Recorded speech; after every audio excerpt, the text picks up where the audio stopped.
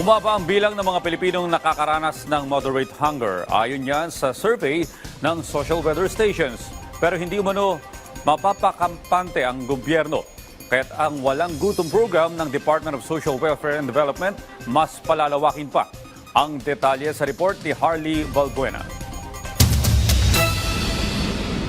Lumabas sa survey ng social weather stations na bumaba ng 4.1% ang bilang ng mga Pilipinong nakararanas ng moderate hunger.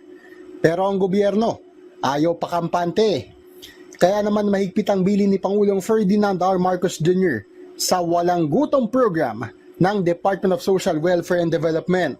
Makikita natin na mas bumaba yung karanasan ng severe hunger among beneficiary households. So nagpapatunay din ito na yung walang gutom na program na-address niya yung severe hunger ng beneficiary households.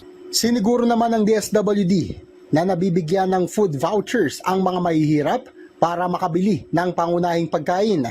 Ang unang 300,000 na membro nitong program na to ay nakakakain na ng maayos at unti-unti nang bumababa ang incidence ng kagutuman among the food poor. Target ngayong 2025 ng DSWD na dagdagan ang kasalukuyang 300,000 na benepisyaryo ng food stamp program. Dadagdagan pa ito ng 150,000. Tututukan din ng exit mechanism o pag-graduate ng mga benepisyaryo sa programa dahil tutulungan silang magkaroon ng trabaho para maging produktibo na silang mga miyembro ng lipunan. Ito ay sa pamamagitan ng pagsasanay sa kanila sa tulong ng Department of Labor and Employment at Technical Education and Skills Development Authority.